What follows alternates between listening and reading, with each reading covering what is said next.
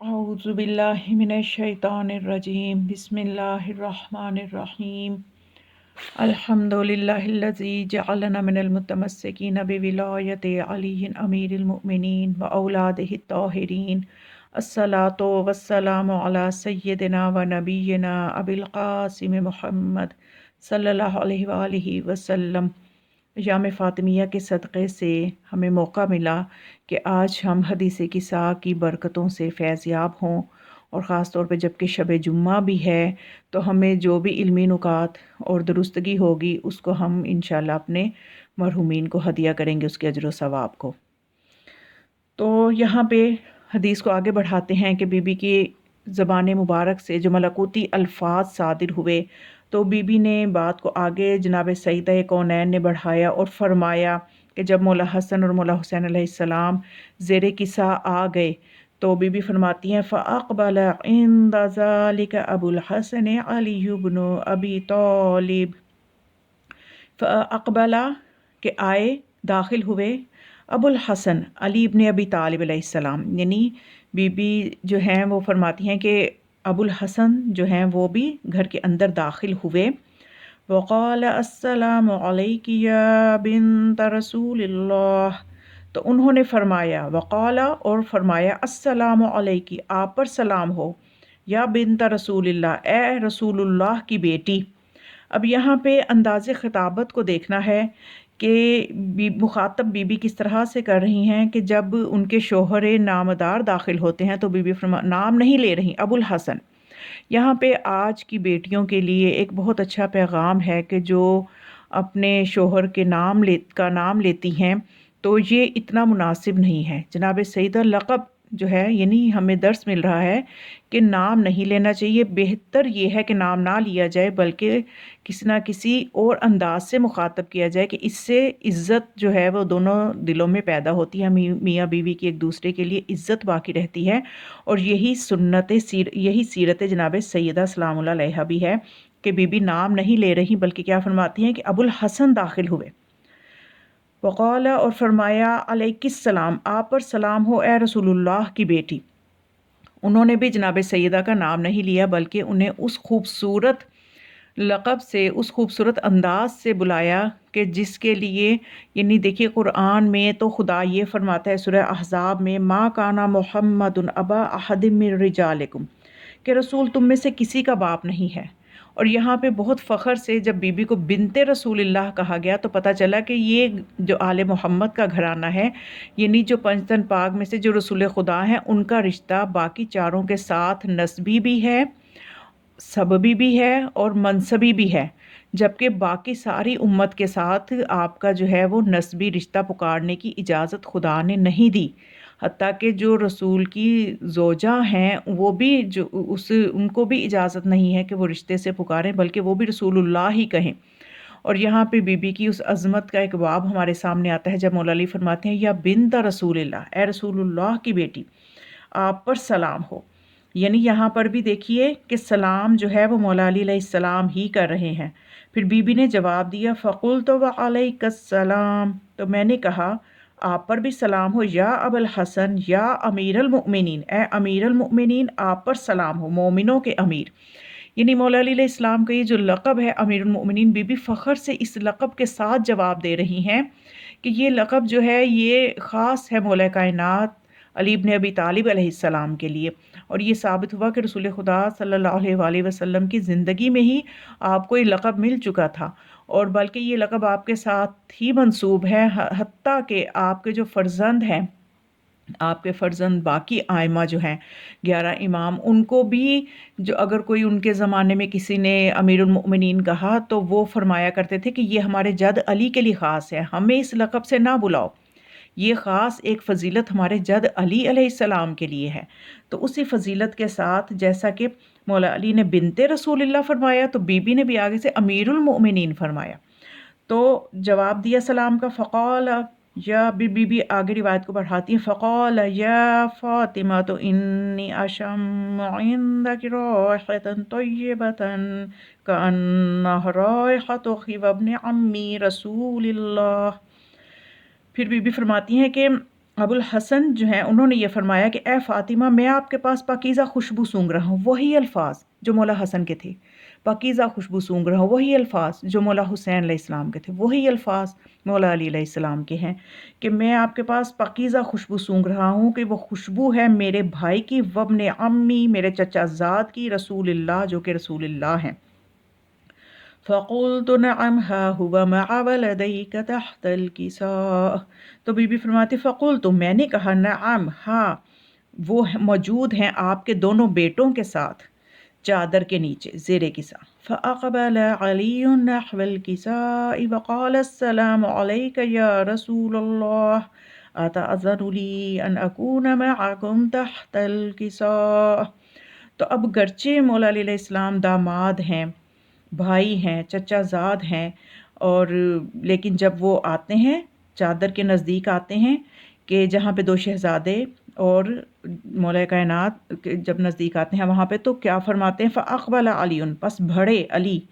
کسا کی طرف، نحول کسائے کسا کی طرف، وقالا اور کہا آپ پر سلام ہو اے اللہ کے رسول، کیا آپ مجھے اجازت دیتے ہیں کہ میں آپ کے ساتھ چادر کے نیچے آ جاؤں؟ قال له وعليك السلام يا أخي ويا وسيجي وخليفتي وصاحب لوائي قد أذنت لك فدخل علي تحت الكساء،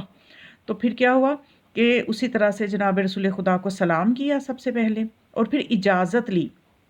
کہ کیا آپ اجازت دیتے ہیں کہ میں ابھی آپ کے ساتھ زیر کسا آ جاؤں؟ تو رسول خدا صلی اللہ علیہ وآلہ وسلم نے فرمایا اے میرے بھائی، اے میرے وسیع اور خلیفہ اور میرے جو لواء الحمد کے مالک، یعنی وہ لواء جو روز قیامت جو ہے مومنوں کے جس کے زیر ہوں گے سایہ ہوں گے، یعنی وہ والا جو لواء ہے، وہ والا جو پرچم ہے وہ علی علیہ السلام کے ہاتھ میں ہوگا، اور وہ رسول خدا صلی اللہ علیہ وسلم کی طرف سے جو ہے اس کے مالک ہوں گے، اور اس لواء کے نیچے جتنے لوگ ہوں گے وہی اصل میں داخل بہشت ہوں گے۔ تو یہ رسول خدا کے اس پرچم کے وارث ہیں، اور یہاں پہ کتنے خوبصورت القابات سے رسول جواب دیتے ہیں کہ میرے وسیع، میرے خلیفہ، میرے بھائی، میرے لواء کے صاحب لواء، یعنی میرے پرچم کے وارث، میرے پرچم کے مالک، میں آپ کو اجازت دیتا ہوں۔ تو پس علی علیہ السلام جو ہیں چادر کے نیچے داخل ہو گئے۔ ثم اتیت نحو الکساء، بی بی فرماتی ہیں پھر اتیت میں آئی نحو الکساء کساء کی طرف، فقلت اور میں نے کہا السلام علیک یا ابتاه کہ آپ پر سلام ہو اے بابا جان۔ اب یہ بی بی کا ہی فخر ہے کہ فقط بی بی کے علاوہ اور کسی کو اجازت نہیں ہے کہ وہ رسول خدا کو کسی رشتے سے پکاریں، وہ رسول اللہ ہی پوری امت کہے گی۔ یہی امت میں اور اہل بیت میں فرق ہے کہ اہل بیت جو ہیں وہ رشتوں سے بھی پکار سکتے ہیں۔ تو بی بی نے فرمایا اے میرے بابا جان، اے اللہ کے رسول، اتاذن لی ان اکون معکم تحت الکساء کہ کیا آپ اجازت دیتے ہیں کہ میں بھی آپ کے ساتھ زیر کسا آ جاؤں؟ قال بی بی نے فرمایا کہ میرے بابا نے یہ فرمایا وعلیک السلام آپ پر سلام ہو یا بنتی و یا بضعتی اے میری بیٹی اور اے میری لخت جگر، قد اذنت لکی فدخلت تحت الکساء، تو بی بی فرماتی ہیں کہ قد اذنت کہ مجھے بھی اجازت ملی، اور رسول خدا نے فرمایا قد اذنت لکی کہ تجھے بھی اجازت ہے، فدخلت پس میں داخل ہو گئی چادر کے نیچے، فلما اکتملنا جمیعا تحت الکساء، اب یہاں پہ بہت خوبصورت ایک فضائل کا ایک بہت اہم نقطہ ہے جو کہ میں ہدیہ کر رہی ہوں، کہ جس میں بی بی فرماتی جب ہم سب چادر کے نیچے کامل ہو گئے، تو کامل وہ ہوا کرتے ہیں کہ جو جن کا باطن نورانی ہو، وگرنہ اگر کچھ افراد ایک جگہ اکٹھے ہوں تو اس کے لیے جہاں بھی آپ دیکھیں عربی زبان میں اجتماع کا لفظ آتا ہے کہ ہم سب جمع ہو گئے، ہم 4 افراد جمع ہو گئے یا ہم 5 جمع ہو گئے، تو یہاں پہ جمع ہونا آتا ہے۔ لیکن بیوی فرماتی ہیں جب ہم کامل ہو گئے تو بتا رہی ہیں کہ ہمارے ظاہر جو ہے بشری ہے، باطناً ہم نوری ہیں، نور کے اجزاء جب ایک جگہ پہ اکٹھے ہوتے ہیں تو وہ جمع نہیں ہوتے، وہ کامل ہوتے ہیں۔ تو بی بی نے فرمایا کہ فلما اکتملنا کہ جب ہم کامل ہو گئے چادر کے نیچے، اخذ ابی رسول اللہ بطرفی الکساء واومأ بیدہ الیمنی الی السماء، تو اس وقت جب ہم کامل ہو گئے تو میرے بابا نے اخذا ابی رسول اللہ، میرے بابا رسول اللہ نے چادر کے ایک کنارے کو بطرفیل ایک طرف کو پکڑا، اخذا پکڑا، بطرفیل کسائے چادر کے ایک کنارے کو، واومأ اب یہاں پہ جو ہے عموماً جو غلطی جو میں نے سنی ہے کہ پڑھنے میں ہو جاتی ہے، اوما یا پڑھا جاتا ہے، جبکہ اوما یا نہیں پڑھنا، یا کے اوپر حمزہ ہے، حمزہ کی جو آواز ہے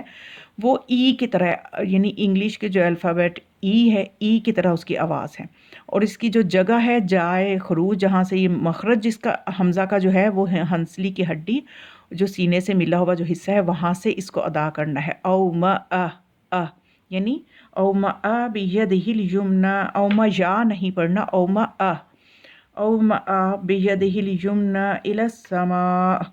تو پھر اپنے دائیں ہاتھ کو آسمان کی طرف بلند فرمایا، وقال، یعنی جب تک جناب سیدہ زیر چادر نہیں آئیں اس وقت تک کامل نہیں ہوئے۔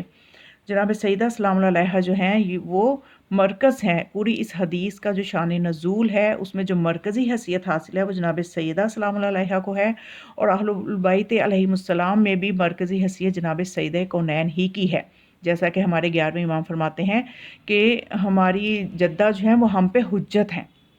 نو حجت اللہ علی البرایا، کہ ہم آئمہ جو ہیں وہ مخلوق خدا پر حجت ہیں، و جدتنا حجت اللہ علینا، اور ہماری جدہ فاطمہ اللہ کی طرف سے ہم آئمہ پر حجت ہیں۔ یعنی کیا مقام عظمت ہے جناب سیدہ کا، کہ عقل حیران ہو جاتی ہے کہ اب یہاں پہ جب یہ دائیں ہاتھ رسول خدا صلی اللہ علیہ وسلم نے آسمان کی طرف کیا اور کیا دعا کی، وقال اللہم انہا اولائی اہل بیتی، کہ اے اللہ یہ میرے اہل بیت ہیں۔ اب کیا خدا نہیں جانتا کہ یہ رسول کے اہل بیت ہیں؟ اصل میں رسول خدا دعا کر رہے ہیں اور امت کو بتا رہے ہیں کہ یہ امت کو پتہ چل جائے کہ میرے اہل بیت ہیں کون، کہ یہ میرے اہل بیت ہے، تاکہ اور کوئی اس میں داخل ہونے کی جرت نہ کرے۔ ہؤلاء اہل بیتی و خاصتی و حامتی لحمہم لحمی ودمہم دمی یؤلمنی ما یؤلمہم ویحزننی ما یحزنہم، یعنی یہاں فرماتے ہیں کہ ان کا گوشت میرا گوشت، یعنی اہل بیت جو ہیں ان کی ایک نشانی یہ ہے کہ یہ ان کا خون میرا خون، ان کا گوشت میرا گوشت، اور وہ میرے خاص ہیں، اور وہ میرے وہ اتنے خاص ہیں کہ یعنی وہ مجھ سے ہیں اور میں ان سے ہوں، اور جنہوں نے ان کو اذیت دی انہوں نے مجھے اذیت دی۔ دمہم دمی، ان کا خون میرا خون، یؤلمنی، مجھے اذیت دی، یہاں پہ بھی حمزہ پہ ہے تو یہ ای یا آ، یعنی اے یا ای جو عربی کے جو انگلش کے الفابیٹ ہیں آ یا ای، اے کی طرح، یعنی اس کی ساؤنڈ آپ سمجھ لیں کہ ہے حمزہ کی، یؤلمنی ما یؤلمہم ویحزننی، اور اس نے مجھے غمگین کیا جس نے ان کو غمگین کیا، ما یحزنہم انا حرب لمن حاربہم، اور میری جنگ ہے اس سے جو ان سے جنگ کرے، وَسِلْمٌ لِمَنْ سَالَمَهُمْ، اور میری صلح ہے صرف انہی سے جو ان سے صلح رکھے، وَعَدُوٌّ لِمَنْ عَادَاهُمْ، اور میری دشمنی بھی ان سے ہے جو ان سے دشمنی رکھے، وَمُحِبٌّ لِمَنْ أَحَبَّهُمْ، اور میرا دوست اور میرا محب بھی وہی ہے جو ان سے محبت کرے، إِنَّهُمْ مِنِّي وَأَنَا مِنْهُمْ فَاجْعَلْ صَلَوَاتِكَ وَبَرَكَاتِكَ وَرَحْمَتَكَ وَغُفْرَانَكَ وَرِضْوَانَكَ عَلَيَّ وَعَلَيْهِمْ أَذْهِبْ عَنْهُمُ الرِّجْسَ وَطَهِّرْهُمْ تَطْهِيرًا۔ تو یہ وہ آیت، یعنی دیکھیں یہ الفاظ نبی کی زبان سے نکلے ہیں، یعنی قرآن کیسے بنا کہ جو وحی ہوتی تھی آپ وہ فرماتے تھے، لیکن اس آیت کا مقام و مرتبہ یہ ہے کہ یہ الفاظ آپ کی زبان سے صادر ہوئے، اور اس نے پھر آیت کا درجہ اختیار کر لیا ان الفاظ نے، کہ جب خدا نے انہی الفاظ میں اہل بیت کی طہارت کی جو ہے گواہی دی اور سند دی، تو آپ نے جب یہ دعا کی کہ ان کو اے خدا جو یہ مجھ سے ہیں اور میں ان سے ہوں، اور پس ان کے لیے اپنی رحمت، برکت اور اپنی بخششیں اور اپنی رضائیں قرار دے دے،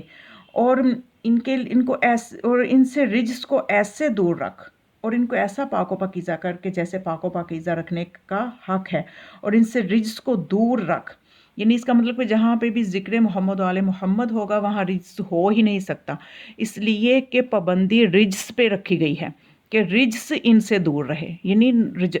نجاست ان کے نزدیک آ ہی نہیں سکتی۔ تو جو بھی اہل بیت سے جتنی محبت کرے گا اس کا ظاہر و باطن بھی اتنا ہی پاکیزہ ہوتا چلا جائے گا، کیونکہ ان ہستیوں کی محبت جو ہے ایسی محبت ہے کہ جس دل میں آ جائے اس دل میں نجاست اور رجس آ ہی نہیں سکتا۔ تو یہ آیت جو ہے اس طرح سے یعنی جناب سیدہ سلام اللہ علیہا کی جو ہے طہارت کی گواہی، ان کے پنجتن پاک علیہ السلام کی ہر طرح کی طہارت کی سند لے کے اتری، اور اس کے لیے دعا جب کی جناب رسول خدا صلی اللہ علیہ وآلہ وسلم نے، تو انہی الفاظ کے ساتھ اللہ نے اپنے نبی کی دعا کو قبول فرمایا۔ تو آج کے لیے اتنا کافی ہے، پھر اگلی ویڈیو میں مزید انشاءاللہ حدیث اقصا کو لے کے چلیں گے۔ دعاؤں میں یاد رکھیے گا۔ والسلام علیکم ورحمۃ اللہ وبرکاتہ۔